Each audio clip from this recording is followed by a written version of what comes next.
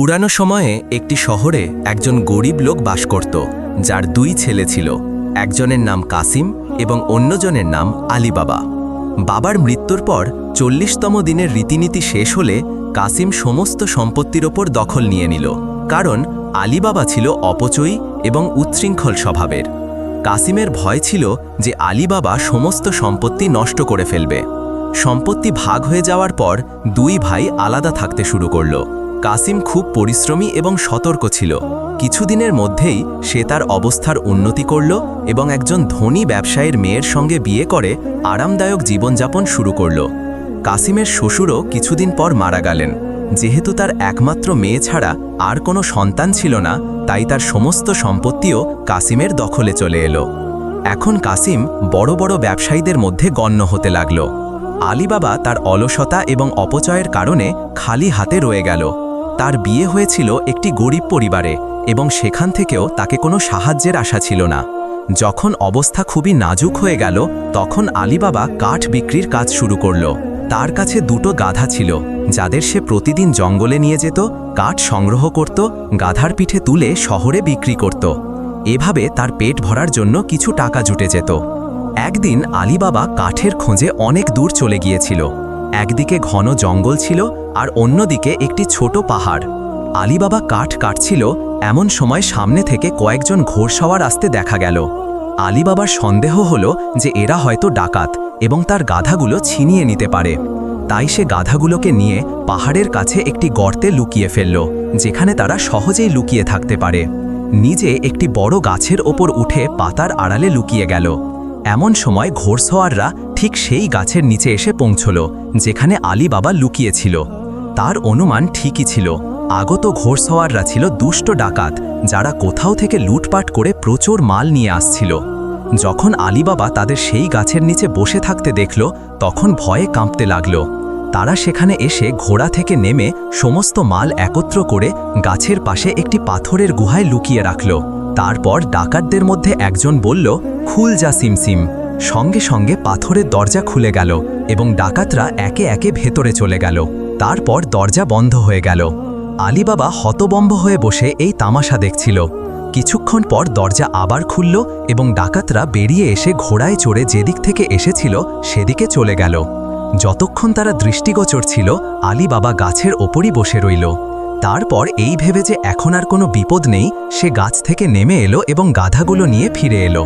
প্রথমে তার ইচ্ছা ছিল দ্রুত সেখান থেকে পালিয়ে যাওয়া, কিন্তু তারপর লোভ হলো যে ডাকাতদের ধনভাণ্ডার অবশ্যই দেখতে হবে। সঙ্গে সঙ্গে সে পাথরের কাছে নেমে গেল এবং সেখানে গিয়ে বলল, খুল যা সিমসিম। দরজা খুলে গেল এবং আলী বাবা চারপাশে তাকিয়ে ভেতরে প্রবেশ করল। সেখানে অসংখ্য জিনিসের পাশাপাশি প্রচুর সোনার মুদ্রা এবং দিনারের থলিও রাখা ছিল। সে তাড়াতাড়ি কিছু সোনার মুদ্রার থলি তুলে নিল এবং দরজা খুলে বাইরে এলো। এভাবে কয়েকবার ভেতর বাইরে করে সে তার গাধার পিঠে বেশ খানিকটা মাল তুলে নিল এবং দরজা বন্ধ করে গাধার ওপর দেখানোর জন্য কিছু কাঠ জমা করে বাড়ি ফিরে এলো। বাড়িতে ঢুকেই সে দরজা বন্ধ করল এবং কাঠগুলো একপাশে ফেলে সোনার মুদ্রার থলিগুলো তার স্ত্রীর সামনে রাখল। এগুলো দেখে তার স্ত্রী খুব খুশি হলো এবং তাড়াতাড়ি গুনতে শুরু করল। আলী বাবা তার স্ত্রীকে বলল, এভাবে কতক্ষণ গুনবে? এখন আমি এগুলো মাটিতে পুঁতে ফেলব। স্ত্রী বলল, আমি অবশ্যই অনুমান করব এগুলো কত মুদ্রা। তুমি যদি এত তাড়াহুড়ো করো, তাহলে আমি এগুলো তৌল করে পুঁতে দেব।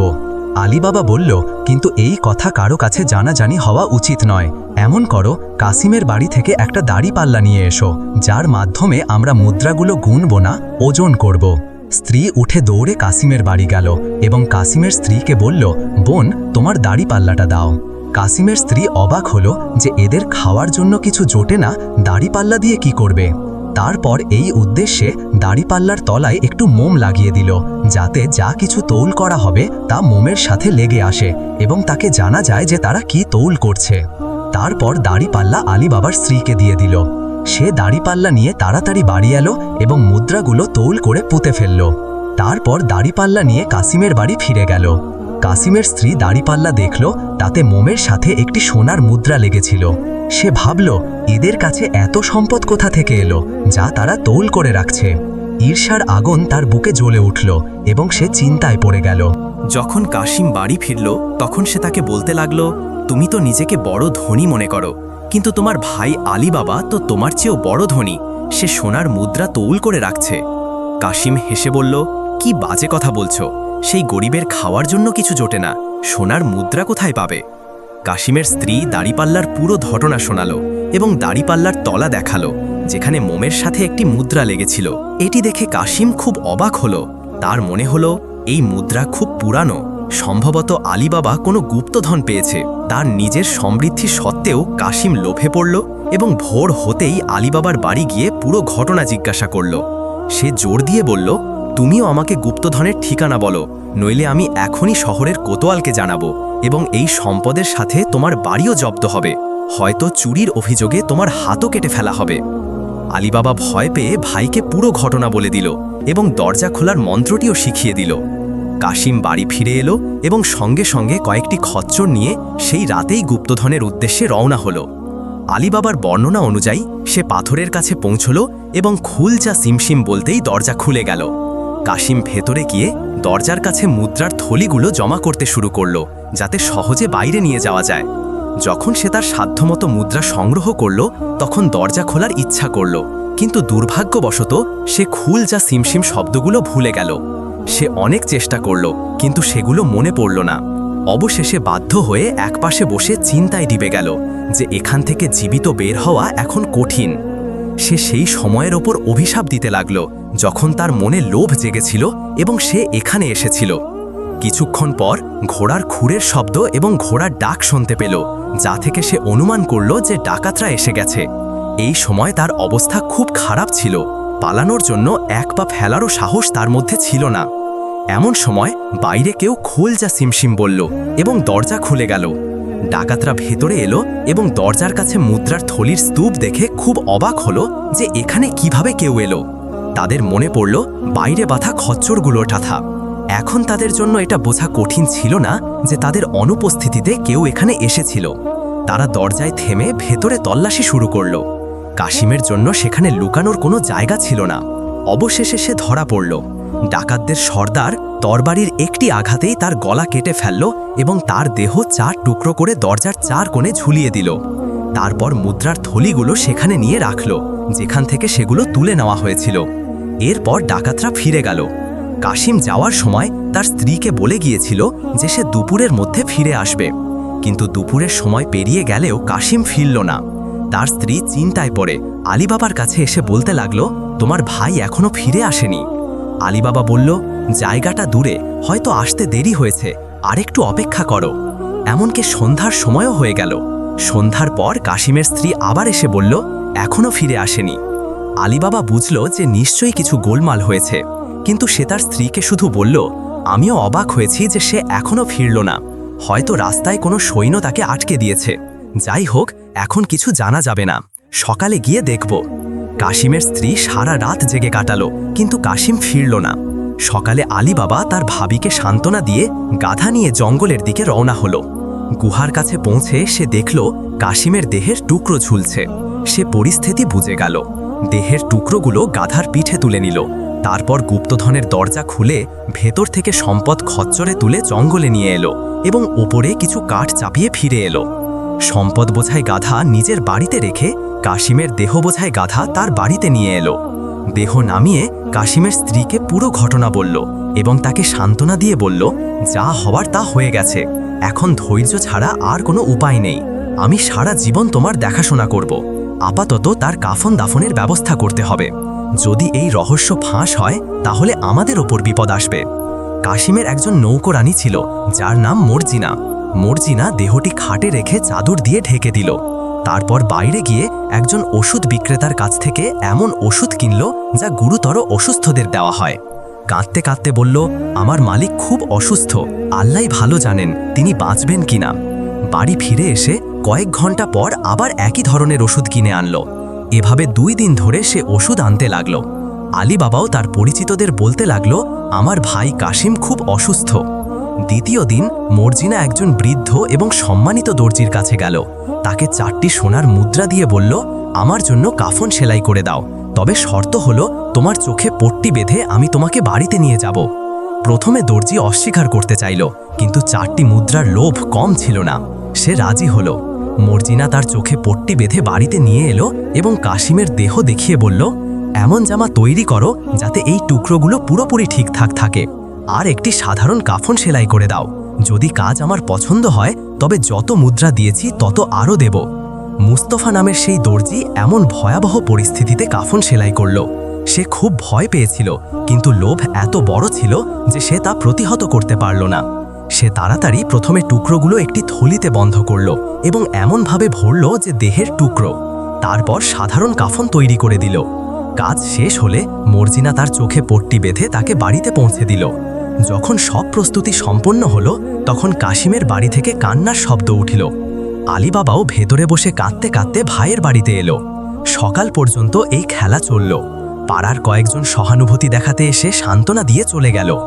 যেহেতু কাফন দাফনের কাজ আগে থেকে করা যায়নি, আলী বাবা এবং মর্জিনা রাতের মধ্যেই নিজেদের মতো করে ফেলল এবং সকালে লোক জড়ো হওয়ার আগে কাশিমের দেহ দাফন করে দিল। সকালে লোক জড়ো হলো, আলী বাবাকে ধৈর্য ধরতে বলল এবং দুপুরের আগে কবরস্থানে নিয়ে দাফন করল। 2-3 দিন সান্ত্বনা দেওয়ার ভিড় ছিল, তারপর জীবন স্বাভাবিক হয়ে গেল। আলী বাবা তার ভাইয়ের বিধবাকে ইঙ্গিতে জানিয়ে দিল যে, যদি তুমি রাজি থাকো তাহলে তোমার ইদ্দত বিধবা হওয়ার পরের সময়ে আমি তোমাকে বিয়ে করব। যেহেতু কাশিমের কোনো সন্তান ছিল না, তার বিধবাও মনে করল যে একা থাকা এবং ব্যবসা চালানোর মধ্যে অনেক সমস্যা, তাই সে সম্মতি জানালো। এখনও কাশিমের মৃত্যুর 10 দিন পেরোয়নি, এমন সময় আলী বাবার স্ত্রী বাড়ির ছাদ থেকে পড়ে মারা গেল। এই আকস্মিক দুর্ঘটনায় যে সামান্য বাধা ছিল তাও দূর হলো। কাশিমের বিধবা আলী বাবাকে ডেকে বলল, সব ব্যবস্থা এবং ব্যবসা তুমি নিজের হাতে নাও। আলী বাবা ভাইয়ের দোকানে তার ছেলে আব্দুল্লাহকে বসালো এবং অন্য সম্পত্তির নিজে তদারকি করতে লাগলো। এভাবে সময় কেটে গেল। ডাকাতরা আবার তাদের গুহা এবং গুপ্তধনে এলো। দেহের টুকরো না দেখে তারা ভাবল এখানে নিশ্চয়ই আর একজন ঘুষপয়ঠিয়া এসেছে। তারপর খুল যা সিমসিম বলে ভেতরে ঢুকে তাদের সম্পদ পরীক্ষা করে দেখল যে লাখ লাখ টাকা নেওয়া হয়েছে। তারা খুব চিন্তিত হলো এবং সঙ্গে সঙ্গে একটি পরামর্শ সভা ডাকল। তাদের এটা নিশ্চিত হলো যে তাদের কেউ বিশ্বাসঘাতকতা করেনি, কারণ তারা সবাই একসাথে ছিল এবং কেউ একদিনের জন্য আলাদা হয়নি। ডাকাতদের সর্দার উঠে বলল, এটা খুব বিপজ্জনক চুরি। আমরা আমাদের জীবন বিপন্ন করে এই সম্পদ জমিয়েছি, আর কেউ এসে নির্বিঘ্নে তা নিয়ে চলে গেছে। যদি আমরা সেই চোরের সন্ধান না পাই এবং প্রতিশোধ না নিই তাহলে আমাদের জীবনও বিপদে পড়বে। আমরা বলতে পারি না কখন আমরা ধরা পড়ব এবং ফাঁসিতে ঝোলানো হবে।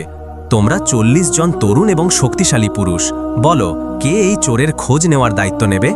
এমন সময় তাদের মধ্যে একজন ডাকাত উঠে বলল, আমি যাব এবং যতটা সম্ভব চোরের সন্ধান বের করব।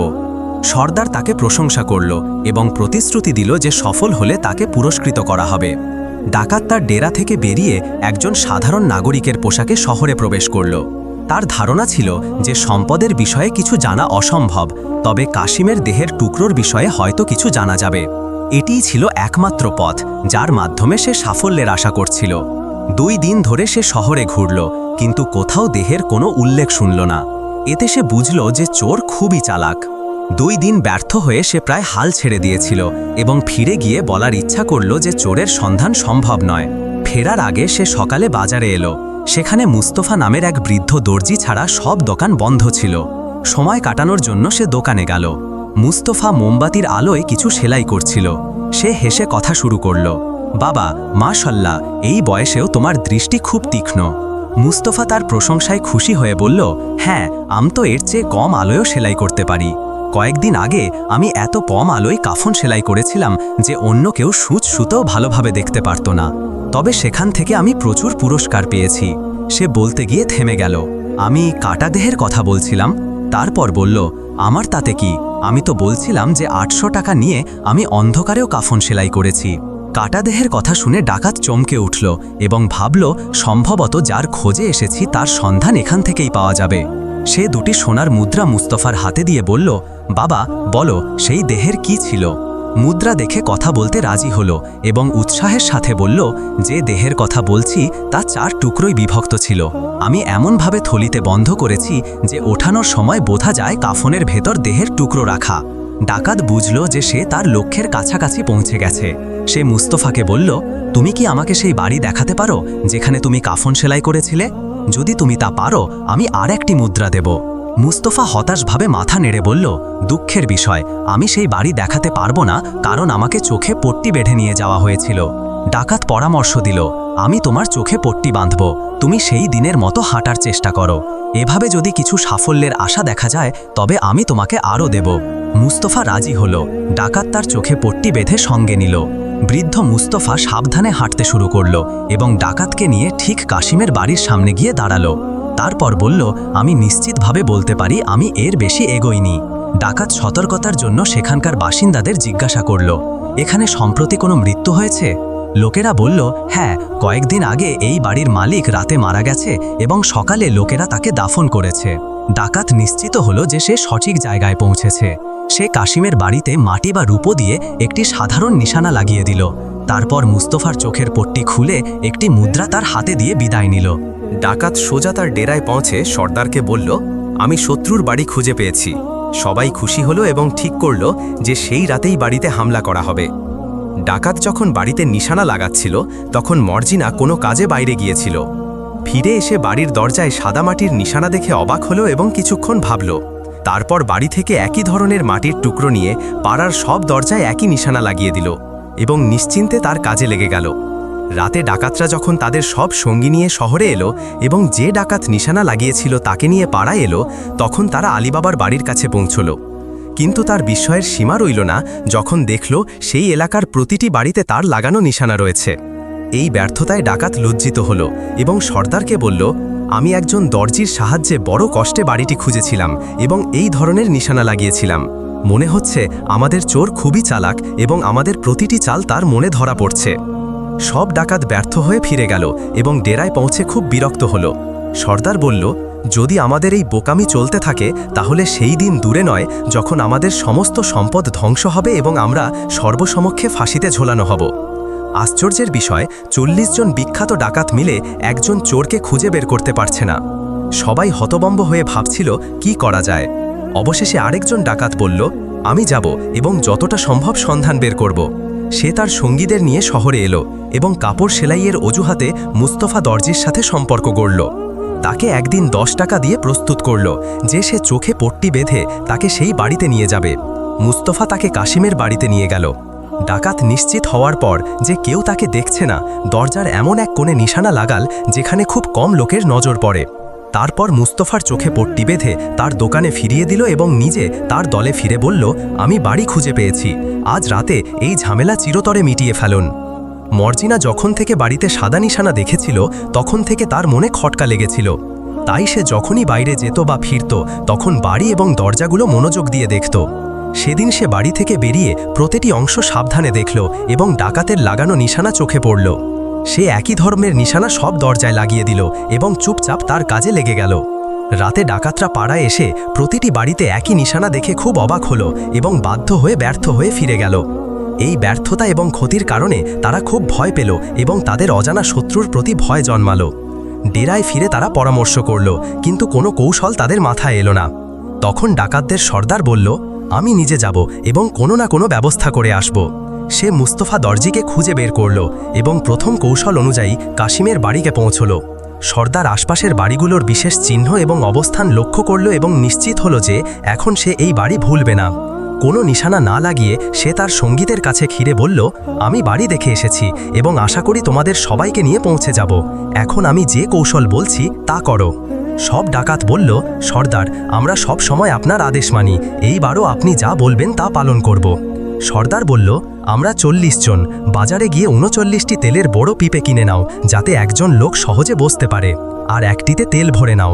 40টি খচ্চর ফেরার জন্য নিয়ে এসো। আমি নিজে তেলের ব্যবসায়ী হব আর তোমরা সবাই পিপেতে বসে যাও। এভাবে আমরা শত্রুর বাড়িতে পৌঁছব। আমি কোনো অজুহাতে রাত কাটানোর অনুমতি নিয়ে তার বাড়িতে যাব। তারপর যখন সুযোগ হবে আমরা সবাই মিলে মালিককে হত্যা করব এবং আমাদের মাল ফিরিয়ে নেব। ডাকাতরা এই পরিকল্পনা খুব পছন্দ করল এবং সর্দারের চতুরতার প্রশংসা করল। তারপর তারা বাজারে গিয়ে প্রয়োজনীয় জিনিস কিনে আনল।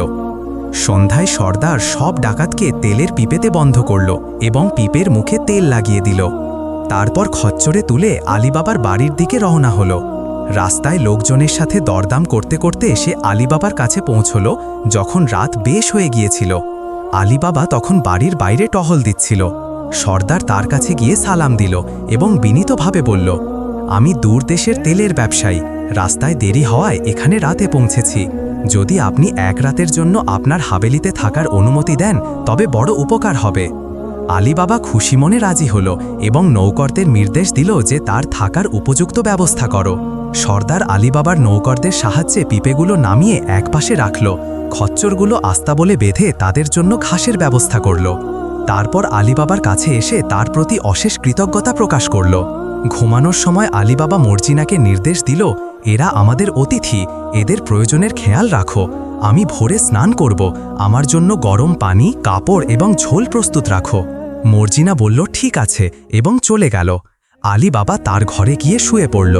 ডাকাতদের সর্দার খচ্চর দেখাশোনার অজুহাতে পিপের কাছে গেল এবং তার সঙ্গীদের সতর্ক করে বলল, যতক্ষণ আমি ডাক না দেব ততক্ষণ বাইরে আসবে না। তারপর সে নিজেও শুয়ে পড়ল। মর্জিনা তার শোবার ঘরে এসে ভাবল, মালিকের জন্য ভোরে তাদের পছন্দের ঝোল প্রস্তুত করতে হবে। তাই সে রান্নাঘরে গিয়ে আগুন জ্বালিয়ে ঝোল তৈরি করতে লাগল এবং পাকাতে রাখল। কিছুক্ষণ পর তেল ফুরিয়ে গেল। মর্জিনা আব্দুল্লাহকে ডেকে বলল, বাজার খোলার আগে তেল ফুরিয়ে গেছে আর আমাকে মালিকের জন্য ঝোল তৈরি করতে হবে। আব্দুল্লাহ বলল, এই মাঝরাতে তেল কোথায় পাবে? সব বাজার বন্ধ। অতিথির পিপে থেকে প্রয়োজনীয় তেল নিয়ে নাও, সকালে তেলের দাম দিয়ে দেব। মর্জিনা বাসন নিয়ে তেলের পিপের কাছে গেল। তার পায়ের শব্দ শুনে ডাকাতরা ভাবল হয়তো সর্দার এসেছে। ভেতর থেকে জিজ্ঞাসা করল, কাজের সময় এসে গেছে সর্দার? মর্জিনা শব্দ শুনে থমকে গেল, কিন্তু তৎক্ষণাৎ তার মনে পড়ল দরজায় দুবার দেখা নিশানাগুলোর কথা। সে বুঝল এরা সেই ডাকাত যাদের গুপ্তধন তার মালিক নিয়ে এসেছিল। তাই সে গলার স্বর বদলে ধীরে বলল, এখনও নয়। তারপর পরীক্ষা করার জন্য প্রতিটি পিপের কাছে গেল। প্রতিবার একই প্রশ্ন শুনল, কাজের সময় এসে গেছে সর্দার? এবং প্রতিবার সে ধীরে বলল, এখনও নয়। অবশেষে একটি পিপে থেকে কোনো শব্দ এলো না। সে হাত দিয়ে দেখল বাতে তেল ছিল। সে কিছু তেল বাসনে নিল এবং রান্নাঘরে ফিরে চিরাগ জ্বালালো। তারপর একটি বড় পাত্রের ঢাকনা খুলে একটি কড়াই চুলায় চড়ালো এবং তেলের পিপে থেকে সব তেল নিয়ে কড়াইয়ে ঢেলে আঁচ বাড়িয়ে দিল। যখন তেল ফুটতে লাগলো তখন সে একটি বাসনে নিয়ে ক্রমান্বয়ে প্রতিটি পিপে ঢেলে দিল। এভাবে সব ডাকাত গরম তেলে পুড়ে মারা গেল। তারপর মর্জিনা আলীবাবার জন্য ঝোল গরম করতে রেখে তার বিছানায় শুয়ে পড়ল এবং অপেক্ষা করতে লাগলো ডাকাতদের সর্দার কি করে। সর্দার যখন নিশ্চিত হলো যে বাড়ির সবাই ঘুমিয়ে পড়েছে তখন সে উঠে পিপের কাছে গিয়ে ধীরে বলল, ওঠো, কাজের সময় এসে গেছে। কিন্তু কোনো উত্তর না পেয়ে সে অবাক হয়ে সবাইকে দেখল সব ডাকাত তেলে পুড়ে মৃত পড়েছিল। এটি দেখে সর্দার ভয় পেয়ে গেল যে খেলা শেষ হয়ে গেছে, বাড়ির মালিক সবাইকে শেষ করে দিয়েছে, তাকেও ছাড়বে না। তাই সে দেয়াল টপকে পালিয়ে গেল। অনেকক্ষণ অপেক্ষার পরও যখন কোনো শব্দ পেল না, মর্জিনা উঠে সব পিপে দেখল, সর্দারের কোনো চিহ্ন পেল না। সে নিশ্চিত হলো যে সে তার সঙ্গীতের মৃত দেখে পালিয়ে গেছে। তারপর মর্জিনা নিশ্চিন্তে বিছানায় শুয়ে ঘুমিয়ে পড়ল। সকালে আলীবাবা উঠে স্নান করে রান্নাঘরে ঝোল খেতে গেল। সে দেখল পিপেগুলো খোলা রাখা। সে মর্জিনাকে বলল, হয়তো আমাদের অতিথি এখনো ঘুম থেকে ওঠেনি, তার জন্য নাস্তা তৈরি করো যাতে দিনের আগে কিছু খেতে পারে। মর্জিনা বলল, সেই ব্যবসায়ী কি সেই ডাকাতদের সর্দার ছিল যাদের গুহায় আপনি দুবার গিয়েছিলেন এবং যেখানে কাসিমকে হত্যা করা হয়েছিল? আজ সে তার সঙ্গীতের পিপে লুকিয়ে আমাদের লুট করতে এবং ধ্বংস করতে এসেছিল। তারপর সে রাতের পুরো ঘটনা বলল, কিভাবে সে গরম তেল ঢেলে সবাইকে পিপের ভেতর মেরে ফেলেছে। আলীবাবা গিয়ে দেখল প্রতিটি পিপে একজন ডাকাত পুড়ে পড়ে আছে। সে মর্জিনার প্রতি অশেষ কৃতজ্ঞতা প্রকাশ করল এবং তার নৌকরদের সাহায্যে সব ডাকাতকে একটি গর্ত খুঁড়ে দাফন করল। তাদের অস্ত্র এবং ঘোড়া দখল করে নিয়ে সে নিশ্চিন্তে জীবনযাপন করতে লাগল। ডাকাতদের সর্দার আলীবাবার বাড়ি থেকে পালিয়ে সোজা তার ডেরায় পৌঁছে দরজা বন্ধ করে বসল। যখন সে নিশ্চিত হলো যে সে নিরাপদ, তখন পুরো পরিস্থিতি বিবেচনা করে মনে মনে ঠিক করল যে আলীবাবা খুবই চালাক এবং চতুর শত্রু। একটু ভুল হলেই সে তাকে জীবিত ছাড়বে না। বারবার তার মনে হলো অন্য কোথাও চলে যায়, কিন্তু তার সম্পদের কথা মনে পড়ত। সে ভাবল হাজারবার জীবন বিপন্ন করে সে এই সম্পদ জমিয়েছে, আর আলীবাবা সামান্য পরিশ্রমে তার সাথে মজা করছে। এতে তার বুকে আগুন জ্বলে উঠত এবং প্রতিশোধের তীব্র ইচ্ছা জাগত। দিনরাত এই চিন্তায় ডুবে থাকার পর সর্দার তার নিরাপদ ডেরা থেকে বেরিয়ে শহরের দিকে রওনা হলো। সে ভাবল, আলীবাবার বাড়ি থেকে ৩৯ জনের পুড়ে যাওয়া লাশ পাওয়া গেলে একটা হইচই হবে এবং হয়তো সরকার তাকে গ্রেফতার করেছে। আলীবাবার সম্ভাব্য গ্রেফতারির কথা ভেবে তার মনে এক ধরনের আনন্দ হলো। শহরে পৌঁছে সে একটি সরাইখানায় শহরের খবর জিজ্ঞাসা করল। সরাইয়ের মালিক অনেক গল্প এবং ঘটনা শোনালো, কিন্তু তাতে আলীবাবার কোনো উল্লেখ ছিল না। এখান থেকে হতাশ হয়ে সে বাজারে গেল, যেখানে ২-৪ জন লোক কথা বলছিল। সে তাদের কথা শুনল, কিন্তু সারাদিনের চেষ্টা এবং পরিশ্রমেও আলীবাবার সম্পর্কে কোনো ছোটখাটো তথ্যও পেল না। যে লোক ৩৯ জন শক্তিশালী যুবকের লাশ গায়েব করে দিয়েছে সে নিশ্চয়ই খুব চালাক এবং বুদ্ধিমান। পরের দিন পোশাক বদলে আবার একই খোঁজে বের হলো এবং আলীবাবার বাস করা মহল্লায় গিয়ে একটি দোকানে বসল। যখন সে জানতে পারল যে লোকেরা আলীবাবাকে বহুবার নিশ্চিন্তে এদিক ওদিক ঘুরতে দেখেছে, তখন তার বিস্ময়ের সীমা রইল না। সে আলীবাবার ওপর ক্রুদ্ধ হল, কিন্তু প্রতিশোধের আগুন তার বুকে জ্বলছিল। সে আরেকটি কৌশল ভাবল এবং আলীবাবার ছেলের দোকানের ঠিক সামনে গয়নার দোকান খুলে বসল। সে তার নাম রাখল খোজা হাসান এবং বাসস্থান মিশর বলে জানালো। ২-৪ দিন পর সে আলীবাবার ছেলের সঙ্গে সম্পর্ক গড়তে শুরু করল। ঘণ্টার পর ঘণ্টা তার দোকানে বসে নিজের ভ্রমণের গল্প শোনাত এবং ব্যবসার বিষয়ে ভালো পরামর্শ দিত। বেশ কয়েকবার সে আলীবাবার ছেলেকে তার বাড়িতে দাওয়াত দিল, সফরে এবং শিকারে নিয়ে গেল। এভাবে সে তার বন্ধুত্ব বাড়ালো এবং একে অপরের ওপর পুরোপুরি ভরসা করতে লাগল। ডাকাত সর্দার নিশ্চিত ছিল যে এভাবে তার আলীবাবার বাড়িতে যাতায়াত হবে এবং যখনই সুযোগ পাবে সে তার প্রতিশোধ নেবে। একদিন আলীবাবার ছেলে আব্দুল্লাহ তার বাবার অনুমতি নিয়ে খোজা হাসানকে তার বাড়িতে আমন্ত্রণ জানালো। আলীবাবা মর্জিনাকে ডেকে উৎকৃষ্ট খাবার তৈরির নির্দেশ দিল। আমাদের অতিথি একজন গুরুত্বপূর্ণ বন্ধু, খাবারে কোনো ত্রুটি রাখবে না যাতে আমাদের অতিথির কোনো খারাপ কাজের সুযোগ না মেলে। আব্দুল্লাহ তার দোকানে এসে সকালে খোজা হাসানকে নিয়ে সফরে বের হলো। সন্ধ্যায় অতিথিদের সঙ্গে ফিরে এলো, যেখানে আলীবাবা খোজা হাসানের উষ্ণ অভ্যর্থনা বলল এবং তার আগমনে অত্যন্ত খুশি প্রকাশ করল। খোজা হাসানও বিনয়ের সঙ্গে তার উত্তর দিল। তারা এদিক ওদিকের কথায় মগ্ন হল। কথোপকথনের সময় খোজা হাসান দাওয়াতের জন্য ধন্যবাদ জানিয়ে বলল, আমার শরীর আজকাল ভালো নেই, চিকিৎসকের পরামর্শে আমি লবণ খাই না। আলীবাবা হেসে বলল, কোনো সমস্যা নেই এবং মর্জিনাকে নির্দেশ দিল, অতিথি কোনো কারণে লবণ খান না, তাই তার জন্য মিষ্টি খাবার তৈরি করো। মর্জিনা এই কথা শুনে খুব অবাক হলো এবং মনে মনে ভাবল, এমন অতিথিকে অবশ্যই দেখতে হবে যিনি লবণ খান না।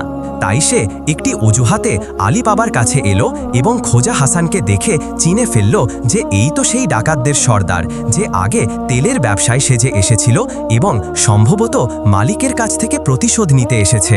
সে মনে মনে স্থির করল যে যতক্ষণ না এই সর্দারের ব্যবস্থা করতে পারবে ততক্ষণ তার মনে শান্তি হবে না। এই ধরনের চিন্তা নিয়ে সে রান্নাঘরে ফিরে গেল এবং খাবার তৈরি করতে লাগল। যখন খাবার দস্তরখানে পরিবেশন করা হলো এবং সবাই খাওয়া থেকে ফারিগ হয়নি, তখন মর্জিনা ভেতরে ঢুকল এবং বিনয়ের সঙ্গে আলীবাবাকে বলল, যদি অনুমতি দেন তাহলে অতিথির সেবায় কিছু গান শোনাই। আলীবাবা মর্জিনার এই প্রস্তাবে খুব খুশি হলো এবং অনুমতি দিল। খাবারের বাসন তুলে নেওয়ার পর মর্জিনা গানের সঙ্গে নাচ শুরু করল। কিছুক্ষণ পর সে এভাবেই নাচতে লাগলো। তারপর খোলা খঞ্জর হাতে নিয়ে বলল, এটি খঞ্জরের নাচ। আলীবাবা, খোজা হাসান এবং আব্দুল্লাহ বারবার তাকে পুরস্কার দিতে লাগলো। সে পুরস্কার নেওয়ার জন্য বিশেষভাবে নাচতে নাচতে প্রত্যেকের কাছে যেত। একবার খঞ্জর হাতে নিয়ে নাচতে নাচতে খোজা হাসানের দিকে এগিয়ে গেল এবং কেউ বুঝে ওঠার আগেই মর্জিনা দ্রুত তার খঞ্জর খোজা হাসানের বুকে বিঁধিয়ে দিল। আঘাত এতটাই আকস্মিক এবং তীব্র ছিল যে খোজা হাসান কয়েক মুহূর্ত তরফর করে ঠান্ডা হয়ে গেল। আলীবাবা এবং তার ছেলে স্তব্ধ হয়ে গেল। যখন তারা সামলে উঠল তখন মর্জিনাকে জিজ্ঞাসা করল, তুই এটা কি করলি? মর্জিনা হাত বেঁধে দাঁড়িয়ে দোয়া এবং প্রশংসা করে বলল, খোজা হাসানি সেই ডাকাতদের সর্দার যে এর আগে 3 বার আপনাকে হত্যার চেষ্টা করেছে। কিছুদিন আগে সে তার ৩৯ জন সঙ্গী নিয়ে তেলের ব্যবসায় সেজে এখানে এসে থেকেছিল। আমার ধারণা এবার তার উদ্দেশ্য ছিল আপনাকে লুট করা এবং হত্যা করা। প্রথমে আমার সন্দেহ হয়েছিল যখন আপনি বললেন অতিথি লবণ খান না। আমি একটি অজুহাতে তাকে দেখতে এবং চিনতে গিয়েছিলাম। আমি নিশ্চিত হয়েছি যে সে লবণ খাওয়া থেকে বিরত থেকেছে, কারণ আপনার লবণ খেয়ে আপনার উপর হাত তোলা তার জন্য কঠিন হতো। তার দেহ তল্লাশি করে দেখুন, আমি নিশ্চিত তার কাছে কোনো হত্যার অস্ত্র লুকানো আছে। অতিথির কাপড় সরিয়ে দেখা গেল সত্যিই তার কাছে একটি খঞ্জর ছিল। আলী বাবা যখন তার মুখ ভালোভাবে দেখল তখন চিনে ফেলল যে খোজা হাসান আসলে সেই তেলের ব্যবসায়ী যে আগে এসেছিল। আলী বাবা মর্জিনার সাহসিকতা এবং বুদ্ধিমত্তার খুব প্রশংসা করল এবং সঙ্গে সঙ্গে তাকে মুক্ত করে তার ছেলে আবদুল্লার সঙ্গে বিয়ে দেওয়ার সিদ্ধান্ত নিল। তারপর তারা সবাই মিলে খোজা হাসানের লাশ একটি গভীর গর্তে দাফন করল। কয়েকদিন পর আলী বাবা মর্জিনার সঙ্গে আবদুল্লার বিয়ে দিল এবং কিছুদিন পর নিজে কাশিমের বিধবার সঙ্গে বিয়ে করল। এভাবেই সবাই শান্তি এবং নিরাপত্তার সঙ্গে জীবনযাপন করতে লাগলো।